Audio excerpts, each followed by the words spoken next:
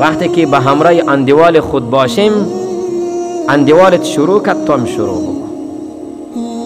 اونجا رسول الله صلی الله علیه و سلم نان خوردن که شروع کرد، دیگه صحابه منتظر بود اونا هم شروع کردن. ای تو نه که اندیوالت شروع نکرده تو یک لقمه دو لقمه سهم از اورم تو بخوری. این رقم باید نشود. آداب طعام است که باید اندیوالت شروع کرد تو هم شروع بکن. میگه یک وقت با همراه رسول الله صلی الله علیه و سلم در نانی که شرکت داشتیم، یک دختر آمد، میخواستن که از امینان تناول بکنن او را بخورن. رسول الله صلی الله علیه و سلم دستی از او را گرفتن. رسول الله صلی الله علیه و سلم برشان گفتن که اینمی شیطان قدرت میکنن با امینانتان که سهم بگیرن. کسی که نام الله را سرش نخوانند، بسم الله را نگویند، اونجا او قدرت پیدا میکنن که همو برکت طعام میگیرن، لذت طعام چی میکنن؟ میگیرن. میگه یک اعرابی یک دشتی آمد، میخواستن که ایرا از گیر رسول الله خلاصش بکنن. میگه ما او را باز گرفتیم. یک صحابی دیگر است، میگه ما رسول الله صلی الله علیه و سلم با امرای رسول الله صلی الله علیه و سلم بودیم، نشسته بودیم نان میخوردیم. بعد از او میگه هر طرف دستی ما میخورد. اما حدیثی که قبلا خواندیم اما 3 نقطه بود: بسم الله گفتن، با دست راست گفتن و از طرف خود گرفتن. آمدیم به یکی از طرف خود باید بخوری، میگه دستی ما در هر طرف تناول میکرد. میگه رسول الله صلی الله علیه و سلم با ما گفت که او بچه تو چی کار میکنی؟ اول بسم الله بخوان، باز با دست راست با طرف خود بخور. گپایش پیشتر خواندیم. یک نفر دیگه بود، او نان میخوردن، بعد از او با دست چپ میخوردن. رسول الله صلی الله علیه و سلم برشان گفتن که او شخص، او نفر با دست چپ نخور. تقسیمات خداوند است که دست راست به خوردن و نوشیدن پیدا کردن. دست چپ به خاطر استنجا کردن هستن، این کار نکو. او تکبرن گفتن که ما نمیتوانیم که به دست راست بخوریم.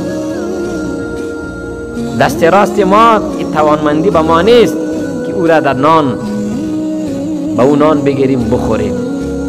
رسول الله صلی الله علیه و سلم تکبری از را که دیدن برشان گفتن که لا استطاعت، تو نتوانی که با دست راستت بخوری.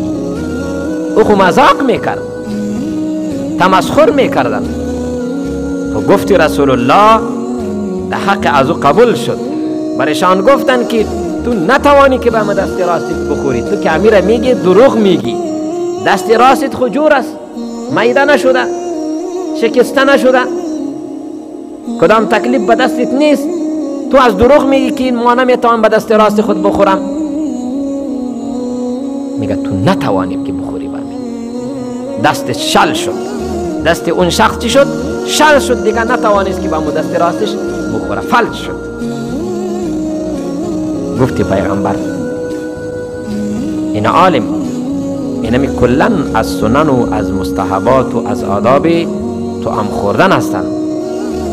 باید ایرا همه ما و شما و این کوشش بکنیم که اولادای خود را، اطفال خود را، این او را که در حدیث گفته از طرف خود بخوری. 4 نفر سر یک گوری است، سر یک کاسه است، 5 نفر است. اکثر همون در وقتی مسافرت است یا در وقتی طالبی هست که در مدرسه می باشند، مجاهدین است در وقتی جهادشان، سر یک کاسه 10 نفر هم می باشد، سر یک گوری 10 نفر هم می باشند. یک لقمه کدامش میگیره. هر کس میگه از اون طرف خود بیایه، امی سنگر امی مابین است، اول از مابینش نخوره.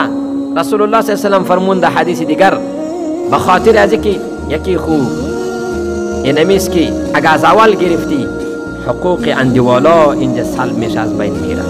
از بین باید نخوری.